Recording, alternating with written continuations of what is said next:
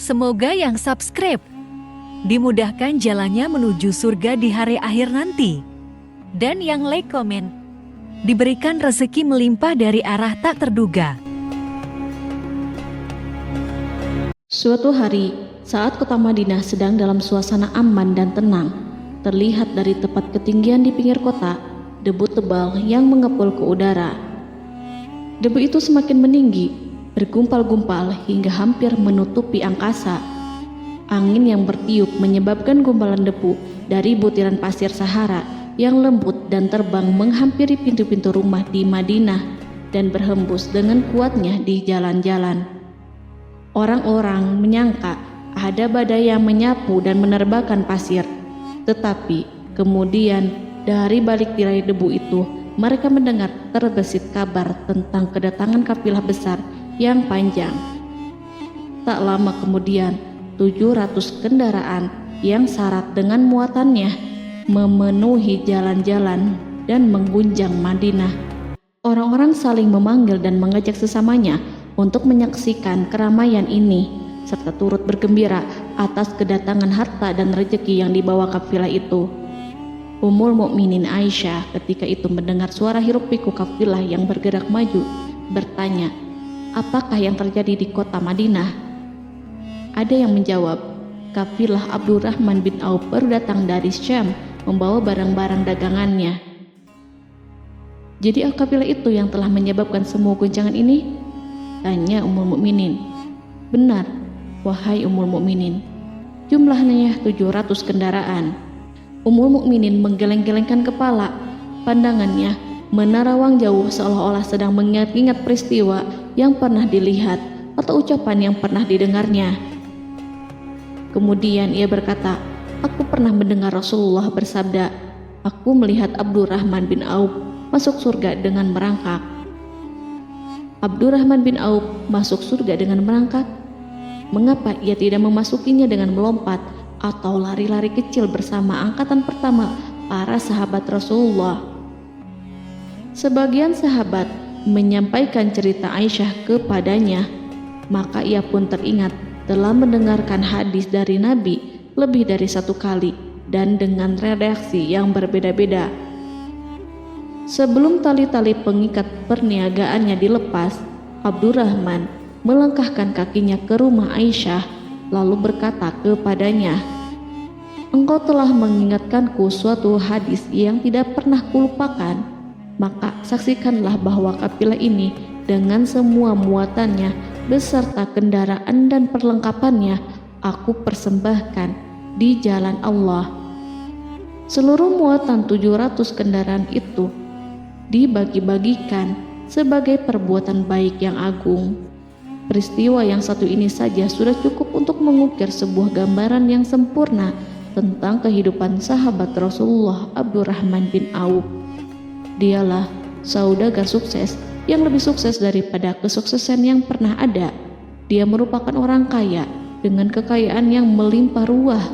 Dia adalah seorang mukmin yang bijaksana yang tidak ingin bagian dari keuntungan agamanya hilang begitu saja dan tidak sudi kekayaannya membuat dirinya tertinggal dari kafilah iman dan pahala surga. Untuk itu, ia mendermakan harta kekayaannya dengan kemurahan hati dan kesadaran nurani. Sebelum saya melanjutkan kisahnya, dimohon kepada pemirsa untuk menonton video ini sampai selesai, serta mohon dukung channel ini supaya semakin berkembang dengan cara like serta berikan komen positifnya.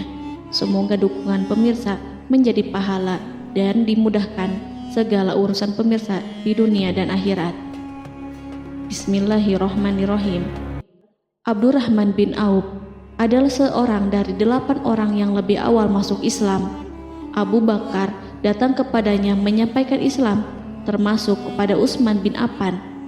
Abdurrahman bin Auf telah memasuki Islam pada permulaan dakwah, yakni sebelum Rasulullah memasuki Darul Arqam dan menjadikannya sebagai tempat pertemuan dengan para sahabatnya yang beriman. Tidak ada persoalan yang tertutup bagi mereka dan tiada keraguan yang menjadi penghalang. Bahkan mereka segera bersama Abu Bakar As-Siddiq menemui Rasulullah untuk menyatakan baiat dan memikul bendera Islam. Sejak menganut Islam sampai berpulang ke rahmatullah dalam usia 75 tahun, ia selalu menjadi teladan yang cemerlang sebagai seorang mukmin yang besar. Hal ini menyebabkan Nabi memasukkannya dalam 10 orang yang telah diberi kabar gembira sebagai ahli surga. Umar mengangkatnya sebagai anggota majelis syuro yang terdiri dari 6 orang yang merupakan calon khalifah yang akan dipilihnya sebagai penggantinya. Cepatnya Abdurrahman masuk Islam telah menyebabkan dirinya harus mengalami penganiayaan dan penindasan dari Quraisy. Ketika Nabi memerintahkan para sahabatnya hijrah ke Habasyah, Abdurrahman bin Auf pun ikut berhijrah. Kemudian ia kembali lagi ke Mekah, lalu hijrah untuk kali keduanya ke Habasyah, dan selanjutnya hijrah ke Madinah. Keuntungannya dalam perniagaan sangatlah besar, hingga mencapai batas yang membuat dirinya merasa takjub dan heran, sehingga ia berkata, "Sungguh aku melihat diriku ini, seandainya mengangkat batu, niscaya aku temukan emas dan perak di bawahnya." Perniagaan bagi Abdurrahman bin Auf bukanlah jenis perdagangan yang tercela maupun monopoli. Bahkan ia sendiri bukanlah orang yang berlomba-lomba untuk mengumpulkan harta atas dorongan agar menjadi orang kaya. Sekali-kali bukan itu, melainkan suatu amal dan kewajiban yang keberhasilannya akan menambah kedekatan jiwa kepada Allah dan berkorban di jalannya. Abdurrahman bin Auf adalah seorang yang kuat emosi jiwanya, di mana ia menemukan kepuasan emosinya itu dalam amal yang mulia. Apabila ia tidak sedang sholat di masjid dan tidak sedang berjihad dalam peperangan, ia pasti sedang mengurus perniagaannya yang berkembang pesat. Sehingga kafilah-kafilah dari Mesir dan Syria membawa ke Madinah barang-barang muatan yang dapat memenuhi kebutuhan seluruh jazirah Arab, baik pakaian maupun makanan. Ia menunjukkan kepada kita bahwa seorang yang kuat emosi jiwanya adalah ketika kaum muslimin hijrah ke Madinah. Rasulullah pada waktu itu menerapkan aturan untuk mempersaudarakan 2 orang sahabat, salah seorang dari muhajirin warga Mekah dan yang lainnya dari Ansor penduduk Madinah. Persaudaraan ini berjalan dengan sempurna hingga membuat hati terpesona. Orang-orang Ansor yang merupakan penduduk asli Madinah membagi seluruh kekayaan miliknya menjadi 2 dengan saudaranya dari kalangan muhajirin. Bahkan istri pun direlakannya. Ketika itu Rasulullah mempersaudarakan antara Abdurrahman bin Auf dengan Sa'ad bin Rabi. Sa'ad bin Rabi berkata kepada Abdurrahman, "Saudaraku, aku adalah penduduk Madinah yang paling banyak harta. Silahkan pilih separuh hartaku dan ambillah. Aku juga mempunyai 2 istri. Perhatikanlah yang lebih menarik hatimu, dan aku akan menceraikannya sehingga engkau dapat memperistri dirinya." Abdurrahman bin Auf pun menjawab, "Semoga Allah memberkahi dirimu dalam istri dan hartamu. Tunjukkanlah kepadaku letak pasar." Abdurrahman pergi ke pasar. Ia berjual beli di sana dan mendapatkan keuntungan. Kehidupan Abdurrahman bin Auf di Madinah, baik semasa Rasulullah maupun sepeninggalnya beliau, selalu ditunaikannya dengan sempurna untuk memenuhi hak agama dan beramal di dunia. Perniagaannya sukses dan menguntungkan. Seperti diungkapkannya sendiri bahwa seandainya ia mengangkat batu dari tempatnya, pasti ia akan mendapatkan emas dan perak di bawahnya. Salah satu faktor yang membuat perniagaannya berhasil dan mendapatkan berkah adalah karena ia sangat selektif untuk berniaga yang halal dan benar-benar menjauhkan diri dari segala bentuk jual beli yang haram, bahkan yang syubhat sekalipun. Selain itu, faktor yang menambah kejayaan dan keberkahannya adalah labanya yang bukan untuk Abdurrahman sendiri, melainkan di dalamnya terdapat bagian Allah yang ia penuhi dengan baik. Ia menggunakan hartanya untuk memperkokoh hubungan kekeluargaan dan mengeratkan tali persaudaraan, serta menyediakan perlengkapan yang diperlukan untuk tentara Islam. Bila total perniagaan dan kekayaan yang lainnya ditambahkan keuntungan yang diperolehnya dihitung, Jumlah kekayaan Abdurrahman bin Auf itu dapat diperkirakan dengan memperhatikan jumlah yang dibelanjakannya di jalan Allah.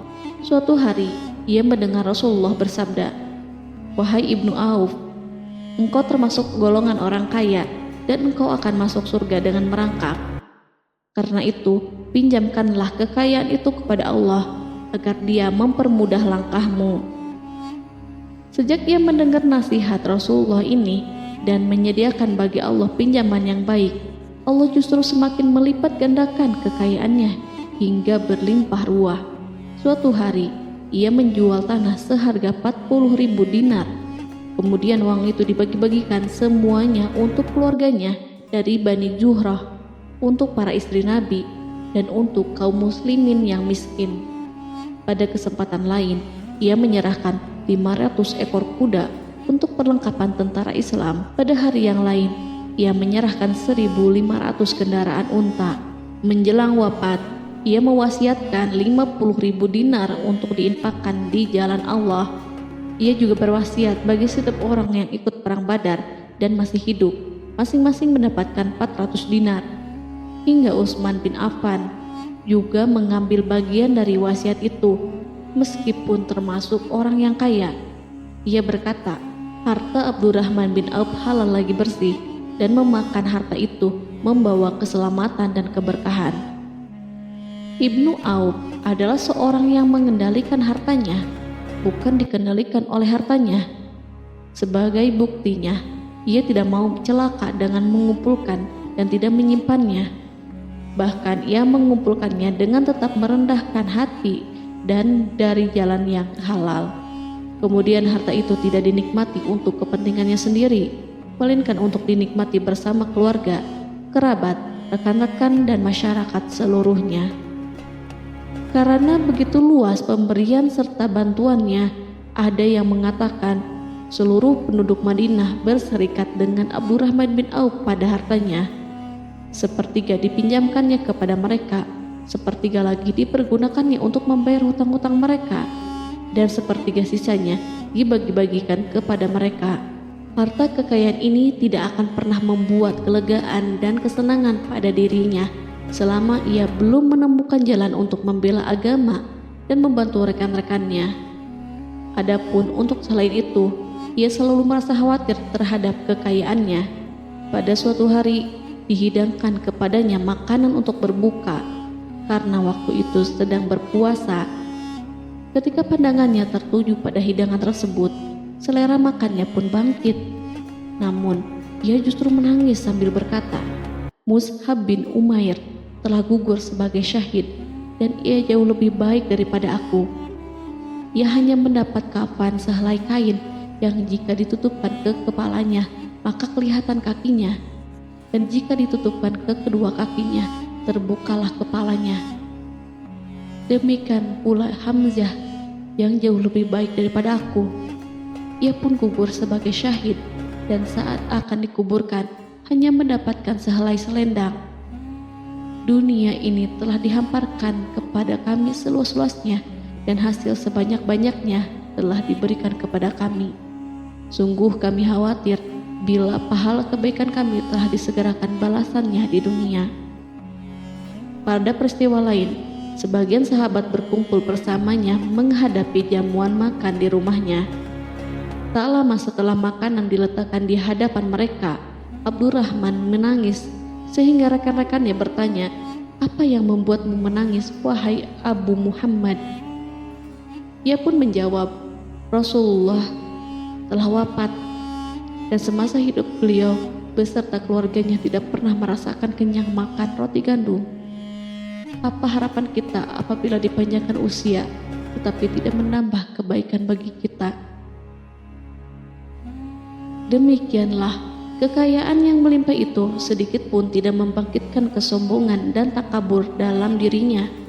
Bahkan orang-orang mengatakan tentang dirinya, seandainya seorang asing yang belum pernah mengenalnya kebetulan melihatnya sedang duduk bersama budak-budaknya, niscaya ia tidak bisa membedakan di antara mereka. Tetapi bila orang asing itu mengenal satu saja sisi jihad Ibnu Auf, dan ujian yang dihadapinya, ia pasti langsung mengetahui siapa dia. Misalnya, ia mengetahui bahwa di badannya terdapat 20 bekas luka di perang Uhud, dan bahwa salah satu dari bekas luka itu meninggalkan cacat pincang yang tidak sembuh-sembuh pada salah satu kakinya. Contoh lain, beberapa gigi serinya rontok di perang Uhud yang menyebabkan kecedalan yang jelas pada ucapannya. Saat orang asing itu tahu salah satu sisi ini, ia pasti menyadari bahwa laki-laki yang berperawakan tinggi dengan wajah berseri, kulit halus, pincang, cedal sebagai tanda jasa dari perang Uhud, itulah orang yang bernama Abdurrahman bin Auf. Semoga Allah ridho kepadanya. Kita sudah terbiasa memperhatikan tabiat manusia, bahwa harta kekayaan itu biasanya menyebabkan seseorang suka berkuasa. Artinya, orang-orang kaya selalu gandrung untuk memiliki pengaruh guna melindungi kekayaan mereka dan melipat gandakan pengaruh itu. Selain untuk memuaskan nafsu demi kebanggaan dan kepuasan pribadi, semua ini merupakan sifat yang biasa dibangkitkan oleh kekayaan. Tetapi bila kita melihat Abdurrahman bin Auf dengan segala kekayaannya yang melimpah, menemukan manusia ajaib yang sanggup menguasai watak dasar manusia dalam bidang ini dan melangkahinya ke puncak ketinggian yang istimewa. Peristiwa itu terjadi ketika Umar bin Khattab hendak berpisah dengan rohnya yang suci dan memilih 6 orang di antara mereka, para sahabat Rasulullah, agar memilih salah seorang di antara mereka untuk menjadi khalifah yang baru. Pada waktu itu, semua jari menunjuk kepada Ibnu Auf. Bahkan sebagian sahabat telah menegaskan bahwa dialah yang berhak menjadi khalifah di antara 6 orang itu. Namun, ia menjawab, "Demi Allah, seandainya diambilkan pisau lalu ditaruh ke atas leherku, kemudian kalian menusukkannya sampai tembus, itu lebih baik aku sukai daripada menerima jabatan tersebut." Demikian, saat awal 6 orang terpilih itu mengadakan pertemuan untuk memilih salah seorang di antara mereka untuk menjadi khalifah yang akan menggantikan Al-Faruq, Umar bin Khattab, Abdurrahman telah menyatakan kepada mereka bahwa ia telah melepaskan haknya yang dilimpahkan Umar kepadanya sebagai salah seorang dari 6 calon yang akan dipilih menjadi khalifah. Dengan demikian, kewajiban mereka untuk melakukan pemilihan itu terbatas di antara mereka yang berlima saja. Sikat juhudnya terhadap jabatan dan pangkat ini dengan cepat telah menempatkan dirinya sebagai hakim di antara 5 orang tokoh terkemuka itu. Mereka menerima dengan senang hati agar Abdurrahman bin Auf menetapkan pilihan kepada khalifah itu terhadap salah seorang di antara mereka berlima. Ali mengatakan, "Aku pernah mendengar Rasulullah menyifatimu bahwa engkau adalah orang yang dipercaya oleh penduduk langit dan dipercaya pula oleh penduduk bumi." Ibnu Auf akhirnya memilih Utsman bin Affan untuk jabatan khalifah dan lainnya pun menyetujui pilihannya. Itulah hakikat seorang laki-laki yang kaya raya dalam Islam. Apakah Anda telah memperhatikan bagaimana Islam telah mengangkat dirinya jauh di atas kekayaan dengan segala godaan dan penyesatannya itu, dan bagaimana ia menempa kepribadiannya dengan sebaik-baiknya? Pada tahun 32 Hijriah, tubuhnya berpisah dengan roh. Ummul Mukminin Aisyah memberinya kemuliaan khusus yang tidak diberikan kepada orang lain dengan memberikan usulan kepadanya ketika ia masih terbaring di ranjang menuju kematian agar bersedia dikuburkan di pekarangan rumahnya berdekatan dengan Rasulullah, Abu Bakar, dan Umar.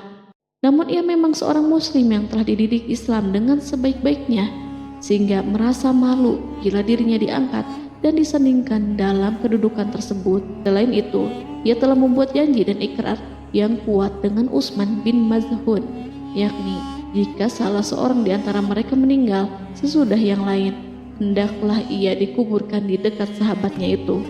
Saat rohnya bersiap-siap memulai perjalanan yang baru, air matanya meleleh, sedangkan lidahnya bergerak-gerak mengucapkan kata-kata.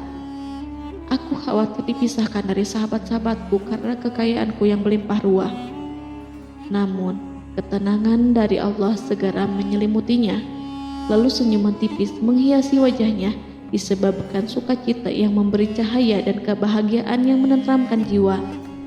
Ia memasang telinganya untuk menangkap sesuatu, seolah-olah ada suara yang lembut merdu yang datang mendekat. Ia sedang mengenang kebenaran sabda Rasulullah yang pernah beliau ucapkan, Abdurrahman bin Auf di dalam surga. Ia barangkali juga sedang mendengarkan janji Allah dalam kitabnya. Orang yang menginfakkan hartanya di jalan Allah, kemudian tidak mengiringi apa yang diinfakkan itu dengan menyebut-nyebut dan menyakiti perasaan penerima, maka memperoleh pahala di sisi Rabb mereka. Tidak ada rasa takut pada mereka dan mereka tidak bersedih hati. Quran Surat Al-Baqarah ayat 262.